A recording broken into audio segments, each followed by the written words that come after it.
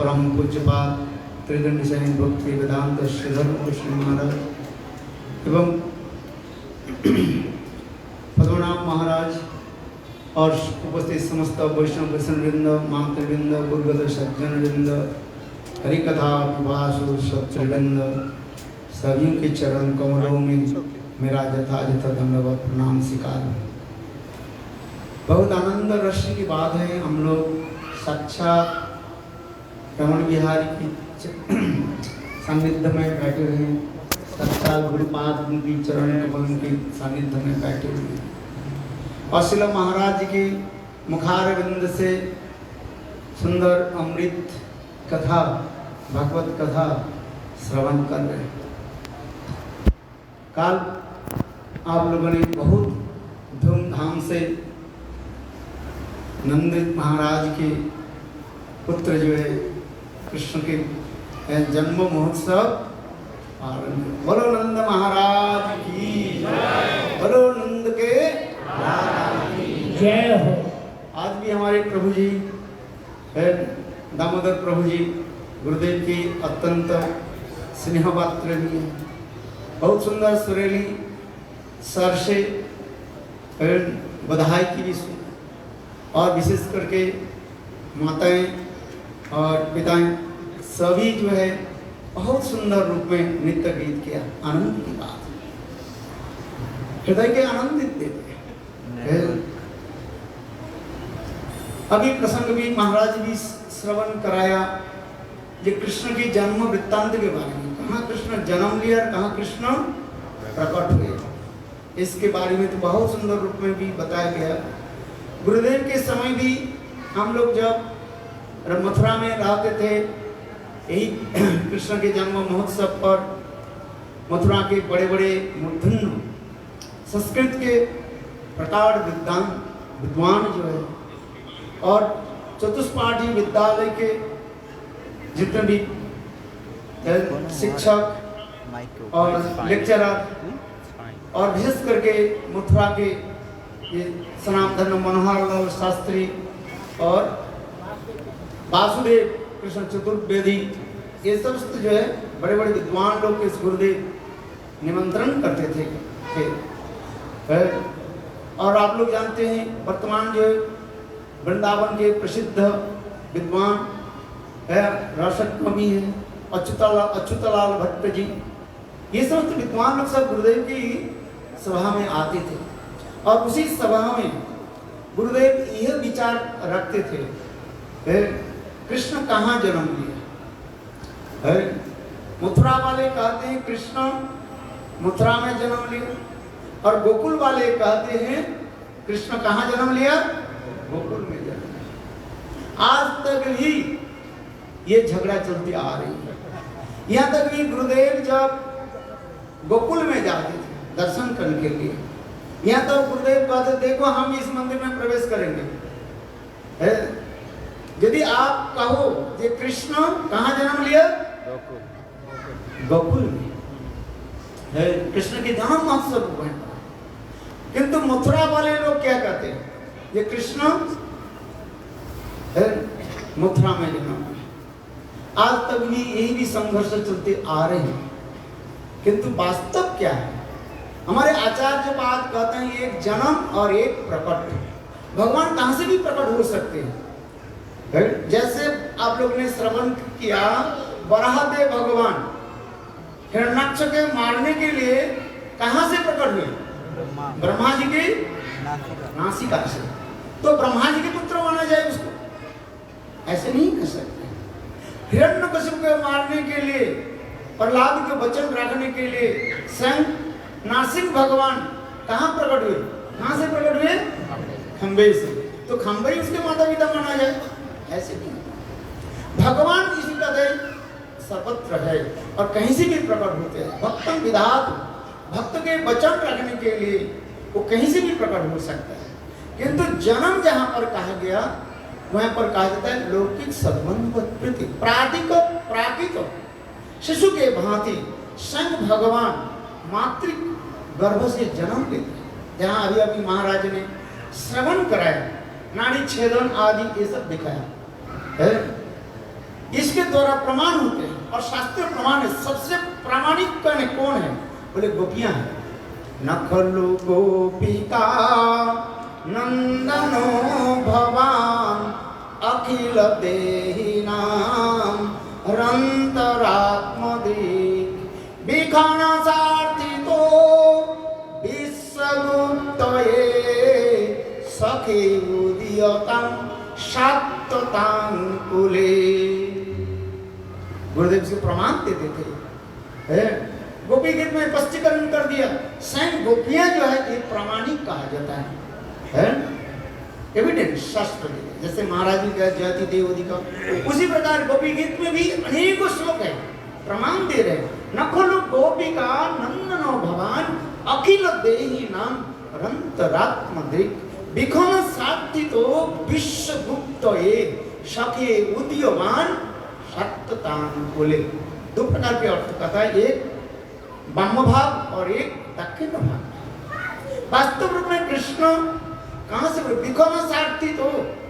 स्वयं ब्रह्मा जी वरदान दिया और स्वयं भगवान प्रकट हुए। ये सब भी दिखाते जा रहे हैं। इसकी कथा प्रसंग इस प्रकार कहते हैं। चलो सुखदेव परीक्षित महाराज कितने समय तक सोच रहे थे ये कृष्ण हमारे कुल में जन्म ले, क्षत्रिय कुल में जन्म ले। किंतु जब सुखदेव गोस्वामी बात एक श्लोक कहने लगे, ये देखो नंद जसोदा किस प्रकार कृष्ण के पालन पोषण आदि करने लगे अपने पुत्र को। तो उस समय सुखदेव परीक्षित महाराज ये प्रश्न किया, नंद किम अकरोद ब्रह्मन् श्रेय एवं महोदयम् जसोदा च महाभागा पपूज सस्तनं हरि। नंद किम अकरोद ब्रह्मन्। ये त्रिकालज्ञ ऋषि गुरुपाद ब्रह्मा, आप कृपया मुझे बताइए नंद जसोदा के पूर्वजन्म के ऐसे कौन सा पुण्य है जिसके फलस्वरूप ऐसे स्वयं भगवान श्री हरि उनके पुत्र होकर जन्म लिया। जसोदा जो महाभागा और स्वयं मां जसोदा गोपाल को क्या किया? स्तंभन कराया। नंद के अक्रोध ब्रह्मन् श्रेवम महोदयम् जसोदाचो महाभागा पपूजस्तस्तनं हरि। सबके दुख हरण करने वाले हरि, हरयति दुख हरणति हरि। सबके दुख हरण करने वाले श्री हरि मां जसोदा के स्तंभन। तो उस समय ये कथा प्रसंग सुखदेव गोस्वामी पाद कहने लगे, देखो आश्चर्य की बात है, ये कृष्ण कहां प्रकट हुए? नंद कारागार, एक कंस के कारागार में प्रकट हुए। और जन्म कहां लिया? नंदालय में। इसमें प्रसंग उसमें भी कहते हैं कि श्रीमद् भागवत में एक श्लोक आ जाता है जी, अंशेन स्वयं भगवान कृष्ण अंशेन कहां जन्म लिया और कहां प्रकट हुए? मथुरा में। यदि कहें जे मथुरा में तो भी गर्भस्तुति हो रही है, देवकी की गर्भस्तुति, प्रश्न उठता है यहाँ पर, क्या देवकी गर्भ में कुछ नहीं था? देवता लोग इतने स्तव स्तुति आदि करते जा रहे, गर्भस्तुति हो रही, बहुत सुंदर है। सबकी भी युक्ति दिखा, पंडित लोग भी युक्ति दिखाते हैं। तो वहीं पर कृष्ण के कहा गया प्रकट कहा। तो अथवा कहते अंशेन बलदेव सहेन, बलदेव के साथ वहीं पर भी जन्म की लीला भी बताया गया। क्योंकि कहते हैं अंशेन कहने से, जैसे आप लोग ने श्रवण किया जे देवकी के 6 पुत्र जब हुए और कंस उनको मार दिया, तब 6वां गर्भ 7वां गर्भ में स्वयं बलदेव प्रभु आए और उस समय ने किया कि जो मैंने किया कि देवकी गर्भ से लेकर के रोहिणी के गर्भ में स्थापन कर दिया। फिर 8वां गर्भ में कौन है? स्वयं भगवान कृष्ण है। किंतु यहाँ पर कहते हैं अंशेन, अंश के रूप में आए, पूर्ण के रूप से नहीं। पूर्ण के रूप से स्वयं भगवान कहां पर आए ना, मां जसोदा के गर्भ में प्रकट रूप में कर दिया। क्योंकि जहां पर पंडित लोग विचार करते हैं संस्कृत के अनुसार अनेक प्रकार के विचार आता है, क्योंकि यहाँ पर अंशेन शब्द किया जाता है बलदेव सहेन, बलदेव के साथ वहीं पर प्रकट हुआ, वहीं पर प्रकट दिखाया, वहीं पर कोई नाड़ी छेदन नहीं है अथवा किसी प्रकार संस्कार भी नहीं है। और गोकुल में क्या दिखाया ना, नाड़ी छेदन आदि दिखाया, साक्षात प्राकृत शिशु के भांति संग भगवान जन्म लिया। इसलिए इस कथा प्रसंग दो प्रकार कहा जाता है। देखो, देवकी और वसुदेव के पूर्व जन्म के इतिहास बताते हैं। इन पूर्व जन्म में जो है कृष्णी और सुतपा थे। हजारों साल तक ये लोग श्री भगवान नारायण के तपस्या करने लगे। उस समय स्वयं भगवान नारायण प्रसन्न होकर के कहने लगे बरमपुरी वर मांगो। तब उस समय कृष्ण और सुतपा कहने लगे प्रभु यदि आप हमारे तपस्या में प्रसन्न हो गए तो आपके भांति एक पुत्र हमें प्रदान करें। तो उस समय स्वयं भगवान कहने लगे मेरे भांति पुत्र तो संभव नहीं है, मैं स्वयं भगवान, मेरे समान कोई नहीं, मेरे से अधिक भी कोई नहीं, कोई नहीं हो नहीं सकता। किंतु तुम लोग ने इतने कठोर तपस्या किया, आप लोग की प्रार्थना मैं निराश नहीं करता, इसलिए मैं वचन देता हूं मैं ही तुम्हारे 3 जन्म पुत्र होकर के और तुम लोग के स्मरण दिला।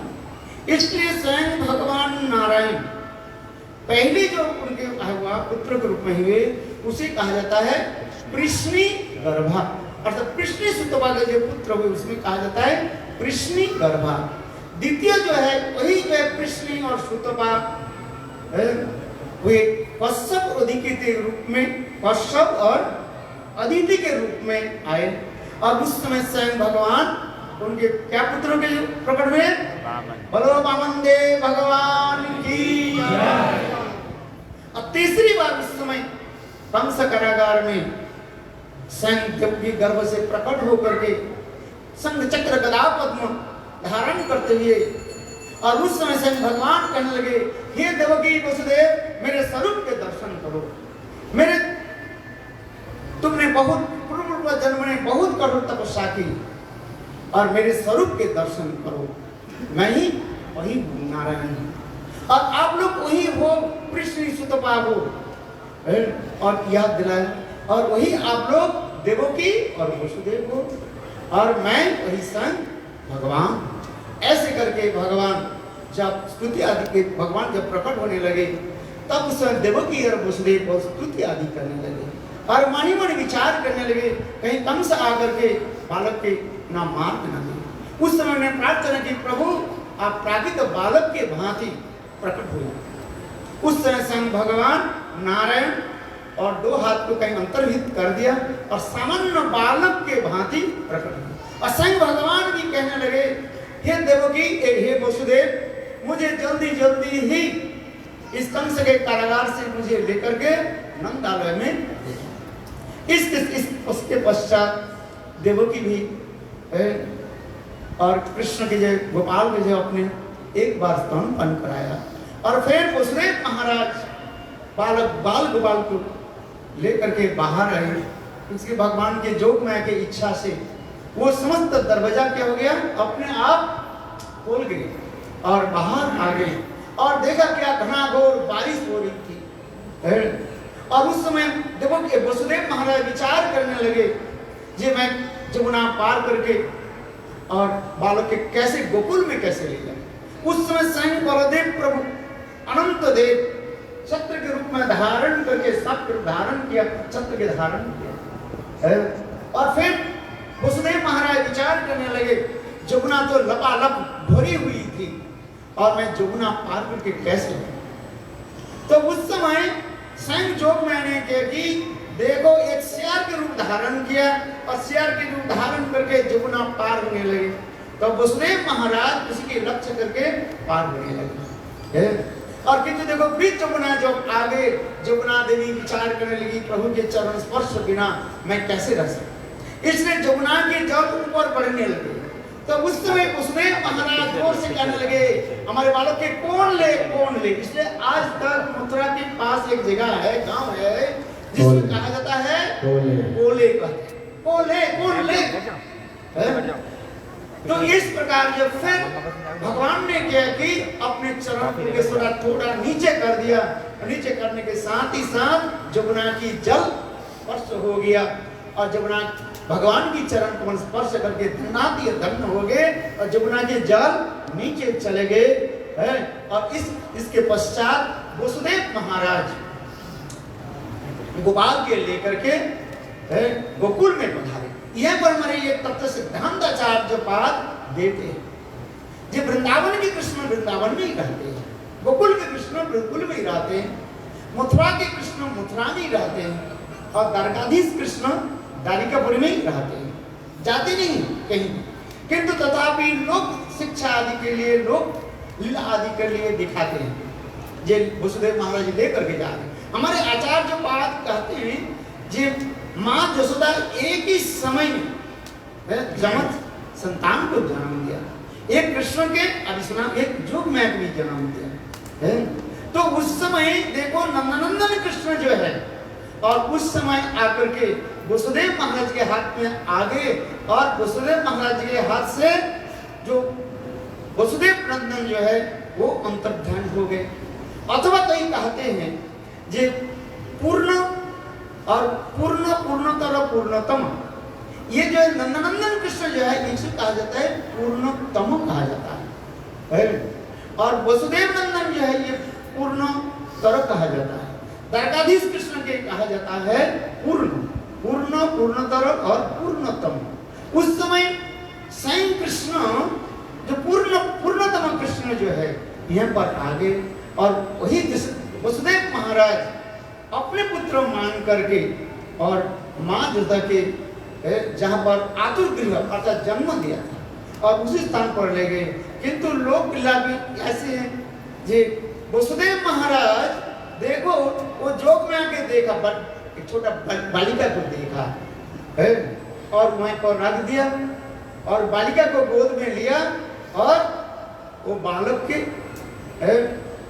बालिका को ले लिया और बालक के मुंह पर रख दिया और बालिका के लेकर के यहाँ पर आ गए। यहाँ पर हमारे आचार्य बात वो भी वर्णन करते हैं। वास्तव रूप में माँ यशोदा ने यह नंदन एक गोपाल की जन्म दिया, क्यों यहाँ पर नारी चेतन सब कुछ भी दर्शन कराया। इसलिए गोपियां जो कहते हैं नकुल गोपिका नंदनो भवान अखिल देही नाम रंतरात्मदी विखन सारथी तो विश्व गुप्त सके उदयवान सत्यतान बोले। यहाँ पर एक भी वर्णन करते हैं सुखदेव गोस्वामी पाद, यहाँ पर एक कथा भी सुना दिया। ये देखो पूर्व काल में और महाराज के नाम ये दोनों ब्रह्मा जी के जो है तपस्या करने लगे। द्रोण और धरा ये दोनों जीव तत्व हजारों साल तक ब्रह्मा जी के तपस्या करने लगे। ब्रह्मा जी के जब तपस्या करने ब्रह्मा जी के प्रसन्न होकर के बोले बरमपुरी वर मांगो।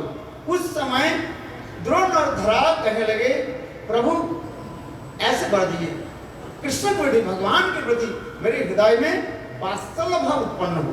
देखो कृष्ण शुद्ध बात नारायण की उपासना की और मांगा भगवान की, और ये पर कृष्ण द्रोण और धरा किसको उपासना की? ब्रह्मा जी की उपासना की। मांगा के पुत्र नहीं मांगा, क्या मांगा? तो भगवान के प्रति हमारा वात्सल्य भाव उत्पन्न। वात्सल्य भाव तब होता है जब माँ जब संतान को जब जन्म देते हैं, माँ संतान के जन्म देने पर और उनके स्तन में दूध आ जाता है। इसलिए इसमें तो बहुत सूक्ष्म सूक्ष्म विचार हमारे आचार्य बात दिखाया है। वास्तव रूप में इसलिए कह रहे हैं ये नंद यशोदा कौन है? द्रोण और धरा कह रहे हैं, किंतु वास्तव इसमें भी बहुत रहस्य गुड़ तात्पर्य है। हमारे आचार्य बात कहते हैं नंद यशोदा जो है कृष्ण की नित्य माता पिता ही है।